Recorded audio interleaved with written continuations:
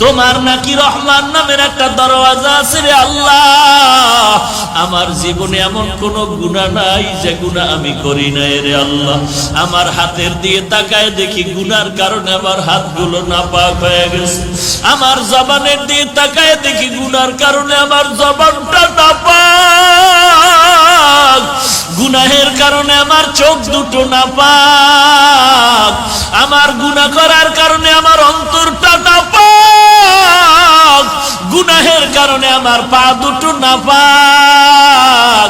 আমার গুনার খবর আমার মা বাবা কেউ জানে না, আল্লাহ তুমি জানো। আমার মায়ে জানলে লাথি মেরে তাড়ায় দিত। ও আল্লাহ, তুমি আমার গুনার খবর জানার পরেও রাগ করিয়া পানি বন্ধ করো নাই, সূর্যের আলো বন্ধ করো নাই। ও আল্লাহ, বাতাস বন্ধ করো নাই। ঘুমের ঘরে কত মানুষ মানুষের মেরে ফেলে অন্যায় করার কারণে, স্বার্থের টানে। ও আল্লাহ, আমি এত বড় বড় গুনাহ করছি, তুমি আমারে ঘুমের ঘরেও মারিয়া ফালাও নাই। তুমি দয়া করে যেহেতু বাঁচায় রাখছো, আজকে ক্ষমা চাইতেছি। ও আল্লাহ, তোমার দরওয়াজা ছাড়া আর কোনো দরওয়াজা নাই। আল্লাহ, জীবনে আর গুনাহ করব না, তওবা করলাম। আর জীবনে গুনাহের পথে যাব না, নামাজ ছাড়ব না, বেপরদায় চলবো না রে আল্লাহ। ও আল্লাহ, তুমি রহমান নামের বরকতে মাফ করে দাও। কত বড় বড় বড় বড় বেঈমানকেও তো তুমি মাফ করেছো। ও আল্লাহ, আমি তো তোমার আদরের নবীর উম্মত, যেই নবী উম্মতের জন্য এখনো কাঁদেন। হাসরের ময়দানে সবাই নবীরা নিজের জন্য পাগল পারা হয় কাঁদে, কিন্তু রাহমাতুল লিল আলামিন উম্মতের চিন্তায় বিভোর। ওই নবীর উম্মত হয়ে তোমার দরবারে ক্ষমা চাই, মাফ করে দাও। আর নামাজ ছাড়বো না, আর বেপরদায় চলবো না, মা বাবাকে কষ্ট দিব না, আলেম ওলামাদের বিরোধিতা করিয়া নিজের আমলনামায় কবিরা গুনাহ জমা করব না, গীবত শিকায়াত করে গুনাহ করব না, সহিভাবে কোরআন পড়ব, আল্লাহ ওয়ালাদের কথা মতে জীবনটারে আমলের লাইনে গড়ব, নবীর সুন্নাত অনুযায়ী চলবো। ও আল্লাহ, তুমি আমাকে মাফ করে দাও। আল্লাহর নবী বলেন, বান্দা যদি জাহান্নামের ভয়ে গুনার কথা স্মরণ করে এক ফোঁটা পানি চোখ থেকে বের করে দেয়, গাভীর ওলান থেকে দুধ বের করে গাভীর ওলানে যেমন দুধটা ঢুকানো সম্ভব না, কান্নাওয়ালা বান্দাকে আর জাহান্নামে দেওয়াও সম্ভব হবে না। এরে নবীর উম্মত আশিক রাসূলের দল, ওমরের মতো আশিক তো কেউ হতে পারবি না রে যুবক। আবু বকর সিদ্দিকের মতো আশিক রাসূল কেউ হতে পারবে না। হযরত আলীর মতো আশিক রাসূল কেউ হতে পারবে না। ওসমান জিন্নুরাইনের মতো কেউ আশিক রাসূল হতে পারবে না।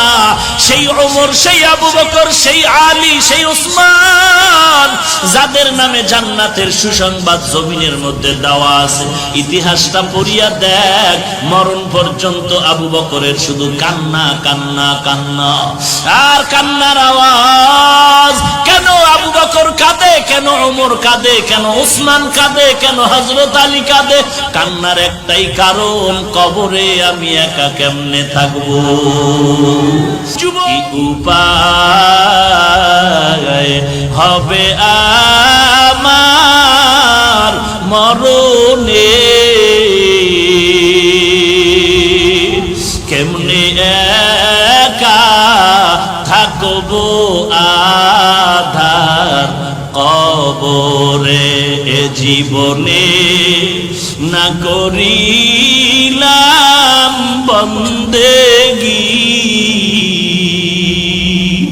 গুনাহ করে কাটাইলাম জিন্দেগি, গুনাহ করে কাটাইলাম জিন্দেগি। তওবা করে আবার তওবা ভাঙ্গিলাম, তওবা করে আবার তওবা ভাঙ্গিলাম। অবশেষে খাঁটি তওবা করিলাম, বসে এসে খাটি তওবা। যুবক এমন কোন গুনাহ নাই করে নাই, এলাকার মানুষ তারে রশি দিয়া বাইদা সবাই জঙ্গলে ফালায় দিল, এর মতো খারাপ মানুষ নাই এলাকার থেকে বিতাড়িত। জঙ্গলে যুবকের হাতে পায়ে বেঁধে ফেলে দেওয়ার পর জামানার নবী মুসা আল্লাহ জিজ্ঞেস করলেন, ও মুসা তাড়াতাড়ি যাও, অমুক জঙ্গলের কিনারা এক যুবক আমার ওলি, তাকে তুমি নিজে জানাজা পড়াও, নিজ হাতে দাফন করে কবরে রাখো। মুসা নবী লোকজন নিয়ে দেখে এলাকার যেই মানুষেরা যেই যুবকের খারাপ বলে সন্ত্রাসী হওয়ার কারণে ওই যুবকের হাতে পায়ে রশি দিয়া বেঁধে জংলায় ফালাইলো, আল্লাহ ওহী নাজিল করলেন সেই যুবকের ব্যাপারে ইনি নাকি আল্লাহর ওলি, এর জানাজা আমি পড়াবো, এর কবরে দাফন করব। আল্লাহর অর্ডার, মুসা নবী তার জানাজা পড়ালেন, দাফন করলেন। আল্লাহর কাছে পরে জানতে চাইলেন, আল্লাহ এলাকার সবাই বাইদা ফালায় দিলাম, রশি দিয়া বাঁধলাম, এরপরে কারণে সবার থেকে বড় খারাপ সন্ত্রাসী তুমি বললা এই যুবক নাকি ওলিয়ে কামেল, কারণটা কি? আল্লাহ কয়, ও মুসা তুমি কি জানো না তোমার রব আল্লাহর নাম আছে আর একটা গফফার? তুমি কি জানো না আমার নাম রহমান? তুমি কি জানো না আমি আল্লাহর এক নাম রহিম? তুমি কি জানো না আমি আল্লাহর একটা নাম সত্তার?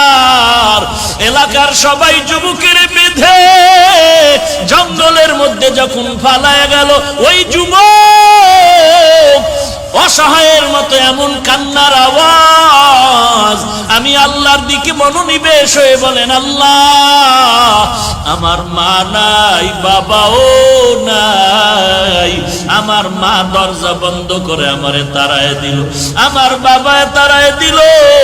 দুনিয়াতে একজনে কেউ যদি ধমক দেয়, সন্তান মা বাবার কাছে গিয়ে আশ্রয় নেয়, বাবায় ধমক দিলে মায়ের কাছে আশ্রয় নেয়, মা ধমক দিলে বাবার কাছে গিয়ে আশ্রয় নেয়।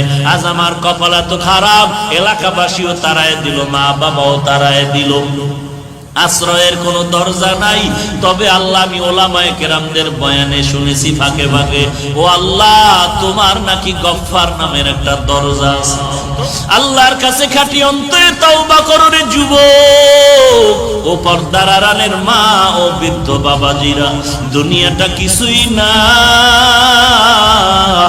ময়দানে তাকায় দেখ কেমন বান্দা আছে মা হারা, বাবা হারা, ইয়াতীম। কেউ ঘরে গিয়া যাবে, মোনাজাতের পরে ঘরে চলে যাও, গিয়া দরজা যাওয়ার আগেই দেখবে দরজাটা খুলিয়া মা তাকাই আছে। আর যদি বলে মা গভীর রাতে তুমি কি ঘুমাও নাই, মা বলবে তোর অপেক্ষায় আমি মা ঘুমাই নাই, মা খানার প্লেটটা নিয়ে বলবে বাবা খানা খাও। মা তুমি খেয়েছো বলে মা বলবে আমি এক লোকমা খানাও খাই না। মা তুমি কেন খাও না বলে তুই না আসা পর্যন্ত আমার খানা খাইতে মনে চায় না। আর যেই বান্দা ঘরে গিয়া দরজা ধাক্কাবে খুলবে না, ওরে জিজ্ঞাসা কর তোর দরজা কেন বন্ধ, বলবে আমার দরজা খোলার সে আমার মা নাই, আমার বাবাও নাই। আজ আমাকে সবাই বলে ইয়াতীম, আমি চিরয়াতীম, আমার মা নাই, বাবা নাই। এরে আল্লাহর বান্দা চোখের পানি ছেড়ে কান্না করো, তওবা করো। যদি চোখে পানি না আসে ডানে বামে তাকায় দেখো কার চোখের কোঠায় পানি আছে। আল্লাহর কাছে মোহাব্বতের নজরে কান্না করার চেষ্টা করো, আর কান্নাওয়ালার কাছে দোয়া চাও। কান্নাওয়ালার দোয়া কখনো আল্লাহ খালি হাতে ফিরাইয়া দিবেন না। বলো কান্নাওয়ালা ভাই আমার কপাল খারাপ, গুনার কারণে দিলটা পাথরের মতো শক্ত, চোখে পানি নাই। ওরে কান্নাওয়ালা ভাই তোমার কপাল ভালো, তোমার উপরে আল্লাহর বড় রহমত, তোমার উপরে আল্লাহর বড় দয়া। তোমার চোখে পানি, আমার চোখে পানিও নাই, গুনার কারণে আমার দিলটা পাথর। এরে আল্লাহর বান্দা দুনিয়ার ঘরে যদি আগুন লাগে পানি ছাড়া যেমন ঠান্ডা করা যাবে না, ওরে গুনাহগারের কবরে যদি জাহান্নামের আগুন জ্বলিয়া থাকে ওই কবরের জাহান্নামের আগুন চোখের পানি ছাড়া ঠান্ডা করা যাবে না রে বাবা। মাথাটা নত করে আল্লাহর কাছে বলো, আল্লাহ কান্নাওয়ালা চক্ষু দান করো, কান্নাওয়ালা চক্ষু দান করো, কান্নাওয়ালা চক্ষু দান করো আল্লাহ। আর জীবনে গুনাহ করব না, নবীর সুন্নতের জবাই করব না, জবান দিয়া কাউকে গালি দিব না, মিথ্যা কথা বলবো না, কারো গীবত শিকায়াত করে নিজের জীবনটারে নষ্ট করব না। আল্লাহর কাছে তওবা করার যদি নিয়ত থাকে, ওরে ডানে বামে তাকায় দেখ, ওরে বাবায় যদি দোয়া করে সন্তানের জন্য দোয়া কবুল হয়ে যাবে, মা যদি দোয়া করে কবুল হয়ে যাবে। এখানে যদি দেখো কারো মা নাই, কারো বাবা আছে, বাবার কাছে গিয়া দোয়া চাও। যদি দেখো বাবা নাই, তো বাবার মতো সাদা দাড়িওয়ালা কে আছে তাকায় দেখ। সাদা দাড়িওয়ালাও দোয়া করলে কপালটা খুলে যাবে রে যুবক। সাদা দাড়িওয়ালার সাথে বেয়াদবি করবি না। সাদা দাড়িওয়ালা যদি দোয়া করে দেয়, আমার আল্লাহ দোয়া কবুল না করে পারবে না। যদি দেখো সাদা দাড়িওয়ালাও কেউ তোমার পার্শ্বে নাই, দেখ বড় ভাইয়ের মতো আপন কেউ আছে নাকি। ওই বড় ভাইয়ের মতো যদি কাউকে পাও, হাতটা দিয়া বলো, ভাই আমার জন্য দোয়া করো। বড় ভাই ছোট ভাইরে দোয়া করলে আমার আল্লাহ খুশি হয়ে যায়। রে নবীর উম্মতের দল, আল্লাহর কোরআন সত্য, নবীর হাদিস সত্য। গুনাহগারের জন্য কবরে আযাব হবে, জাহান্নামে আযাবটাও সত্য। আল্লাহর কাছে তওবা করে নাও। গলায় ছুরি আসবে, মরে যাব, আর নামাজ ছাড়বো না, দাড়ি কাটবো না, আল্লাহ ওয়ালারে গালি দিব না, বেপরদায় চলবো না, সহিভাবে কোরআন পড়বো। তওবা করার যদি নিয়ত হয়, মুনাফিকি যদি না থাকে, খাঁটি তওবার নিয়তে দুটো হাত আমার আল্লাহকে দেখায় দাও। আয় আল্লাহ, সবার হাত আপনি কবুল করে নেন, আমাদের তওবা কবুল করে নেন, তওবার উপরে মজবুত হয়ে চলার তৌফিক দান করেন।